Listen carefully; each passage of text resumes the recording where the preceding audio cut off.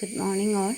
അടുത്തതായിട്ട് നമ്മൾ ഡിസ്കസ് ചെയ്യാൻ പോകുന്ന topic scope of financial management ആണ്. ഫൈനാൻഷ്യൽ മാനേജ്മെൻറ്റിൻ്റെ സ്കോപ്പ് 3 ബ്രോഡ് ഏരിയാസ് ആയിട്ടാണ് പറഞ്ഞിട്ടുള്ളത്.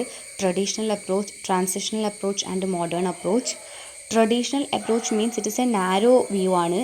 നാരോ സെൻസിൽ കാണുന്ന ഫിനാൻഷ്യൽ മാനേജ്മെൻറ്റിനെ ഒരു നാരോ സെൻസിൽ എക്സ്പ്ലെയിൻ ചെയ്യുന്ന കോൺസെപ്റ്റാണ് ട്രഡീഷണൽ അപ്രോച്ച് എന്ന് പറയുന്നത്. It focus on the procurement of fund by business ആണ്.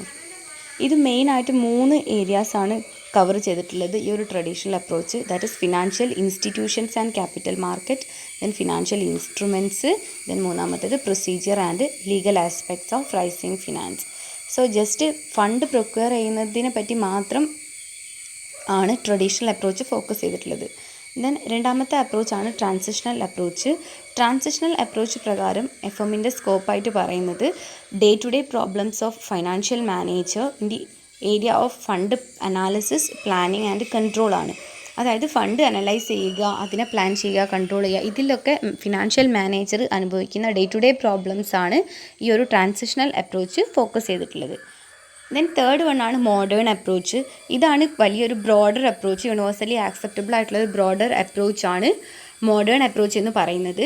ഈ ഒരു അപ്രോച്ച് പ്രകാരം ഫിനാൻഷ്യൽ മാനേജ്മെൻറ്റ് 3 ബ്രോഡ് ഏരിയ ആണ് ക്ലാസിഫൈ ചെയ്യുന്നത്, 3 ബ്രോഡ് ഏരിയ ആണ് കവർ ചെയ്യുന്നത്.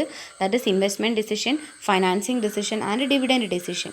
ഇത് 3 എന്താണെന്ന് നമ്മൾ ഓൾറെഡി പറഞ്ഞിട്ടുണ്ട്. ഇൻവെസ്റ്റ്മെൻറ്റ് ഡിസിഷൻ മീൻസ് എന്തായിരുന്നു, എവിടെയാണ് നമ്മൾ നമ്മുടെ ഫണ്ട് ഇൻവെസ്റ്റ് ചെയ്യേണ്ടത്, whether in the long term asset or in the short term asset. Then financial decision means നമ്മൾ from where to procure our fund, ഡെപ്റ്റ് ഇക്വിറ്റി മിക്സ് ആണ്. Then dividend decision means how much profit is to be distributed to shareholders and how much to be retained in the business. So ഇത് 3 area ആയിട്ടാണ് നമ്മൾ scope of financial management പറയുന്നത്. Okay, next ടോപ്പിക്കാണ് responsibilities of financial management or financial manager.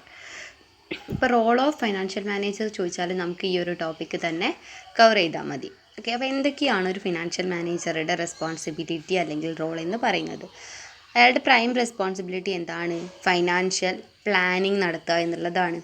That is to forecast the need of finance. നമ്മുടെ ഓർഗനൈസേഷനിലേക്ക് എത്ര fund വേണം എന്ന് മുൻകൂട്ടി തീരുമാനിക്കുന്നതാണ് ഇയാളുടെ ഏറ്റവും പ്രൈമായിട്ടുള്ള ഒരു ഡ്യൂട്ടി എന്ന് പറയുന്നത്, അല്ലെങ്കിൽ റെസ്പോൺസിബിലിറ്റി എന്ന് പറയുന്നത്. സോ ഫൈനാൻഷ്യൽ പ്ലാനിങ് ആണ് first and important responsibility of financial manager. Then second one ആണ് raising necessary fund. Another responsibility of financial manager is to raise necessary fund. നമ്മൾ ഫസ്റ്റത്തെ ഒരു റെസ്പോൺസിബിലിറ്റിയിൽ എത്ര ഫണ്ട് വേണം എന്ന് കണ്ടുപിടിച്ചു. അത് കണ്ടുപിടിച്ച് വെച്ചാൽ പോരാ, ഫണ്ട് നമുക്ക് എവിടെ നിന്ന് കിട്ടും എന്നുള്ള കാര്യം കൂടെ നമ്മൾ അനലൈസ് ചെയ്യണം, അതൊന്നും കൂടി നമ്മൾ മനസ്സിലാക്കണം. സോ അങ്ങനെ നമുക്ക് ആവശ്യമായിട്ടുള്ള ഫണ്ട് വേരിയസ് സോഴ്സിൽ നിന്ന് ഉണ്ടാക്കിയെടുക്കുക എന്നുള്ളത്, പ്രൊക്വയർ ചെയ്യുക എന്നുള്ളതാണ് എന്ത് സെക്കൻഡ് ഒരു റെസ്പോൺസിബിലിറ്റി എന്ന് പറയുന്നത്. Third one, control the use of fund. നമുക്ക് ഫണ്ട് കിട്ടിക്കഴിഞ്ഞാൽ ഇനി അതിന് നമ്മൾ എന്ത് ചെയ്യണം? പ്രോപ്പർ യൂട്ടിലൈസേഷൻ നടത്തണം. നമ്മുടെ ഓർഗനൈസേഷനിൽ assets must be used effectively so as to earn greater profit.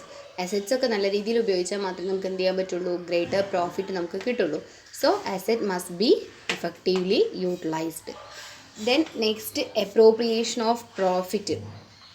It is one of the major responsibility of financial manager. That is how much profit is to be distributed as dividend and how much is to be retained in the business.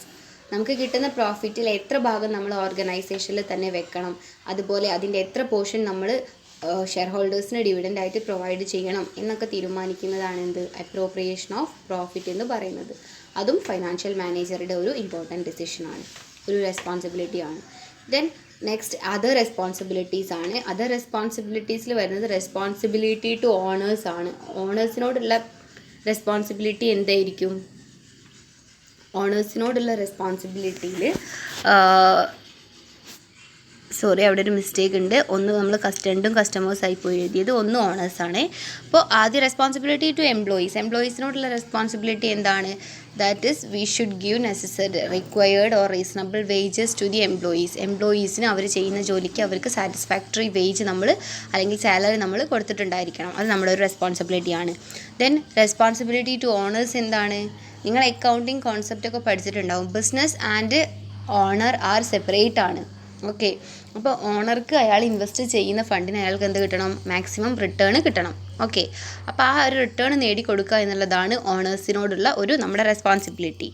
Next, responsibility to customers. കസ്റ്റമേഴ്സിനോടുള്ള നമ്മുടെ responsibility എന്താണ്?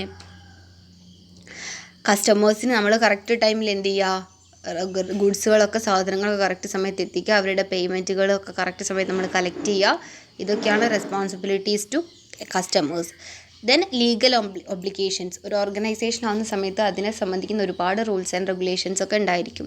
അപ്പോൾ ഈ financial manager എന്ത് ചെയ്യണം? Within the law, ആ ഒരു നിയമത്തിൻ്റെ ഉള്ളിൽ നിന്നുകൊണ്ടായിരിക്കണം അയാളുടെ വർക്ക് ചെയ്യേണ്ടത്. ഫ്രെയിം വർക്കിൻ്റെ ഉള്ളിൽ നിന്നുകൊണ്ടായിരിക്കണം. Then next, wealth maximisation. നമ്മൾ പറഞ്ഞിട്ടുണ്ട് ഏറ്റവും ഇമ്പോർട്ടൻ്റ് ആയിട്ടുള്ള ഒരു ഫിനാൻഷ്യൽ മാനേജ്മെൻറ്റിൻ്റെ എയിം എന്താണ്? വെൽത്ത് മാക്സിമൈസ് ചെയ്യുക എന്നുള്ളതാണ്. ഓക്കെ. അപ്പോൾ വെൽത്ത് മാക്സിമൈസേഷനാണ് one of the another objective of or another responsibility of financial manager എന്ന് പറയുന്നത്. ദെൻ നെക്സ്റ്റ്, നമ്മുടെ ഫൈനാൻഷ്യൽ മാനേജ്മെൻറ്റിലെ ഏറ്റവും ഇമ്പോർട്ടൻ്റ് ആയിട്ടുള്ള ഒരു കോൺസെപ്റ്റാണ് ടൈം വാല്യൂ ഓഫ് മണി. എന്താണ് ടൈം വാല്യൂ ഓഫ് മണി എന്നതുകൊണ്ട് ഉദ്ദേശിക്കുന്നത്? Money has a time value. മണിക്ക് എന്തുണ്ട്? ഒരു ടൈം വാല്യൂ ഉണ്ട്. ദാറ്റ് ഈസ് ഒരു നമ്മുടെ കയ്യിലുള്ള ക്യാഷിന് എത്രത്തോളം വാല്യൂ ഉണ്ട് എന്നുള്ളത് ആ ടൈമിനെ ഡിപ്പെൻഡ് ചെയ്തിട്ടാണ്. അത് എപ്പോഴാണ് നമ്മുടെ കൈമേലുള്ളത് എന്നുള്ളതിനെ ഡിപ്പെൻഡ് ചെയ്തിട്ടാണ്. ഫോർ എക്സാമ്പിൾ നമുക്ക് പറയാം, money receivable in future is less than the money received in today. നമുക്ക് ഫ്യൂച്ചറിൽ കിട്ടുന്ന ക്യാഷ് എപ്പോഴും നമുക്ക് എന്താണ്? ലെസ് വാല്യൂബിൾ ദാൻ ടുഡേ ആണ്. ഇപ്പോൾ എക്സാമ്പിൾ പറയുകയാണെങ്കിൽ നിങ്ങൾക്ക് ഇപ്പോൾ ഒരു 1000 രൂപ ഇന്ന് കിട്ടി. ഇന്ന് കിട്ടുന്നതാണോ കൂടുതൽ വാല്യൂബിൾ, അല്ലെങ്കിൽ ഒരു 1000 രൂപ ഒരു 5 വർഷം കഴിഞ്ഞിട്ട് കിട്ടുന്നതാണോ? 5 വർഷം കഴിഞ്ഞ് 1000 രൂപ കിട്ടുമ്പോൾ അതിനത്ര ഇതുണ്ടാവില്ല, അതിന് അത്രത്തോളം വാല്യൂ ഉണ്ടായിരിക്കില്ല. Okay. So this preference of current money as against future money is known as time value of money or time preference of money. ഈ ഒരു നമ്മൾ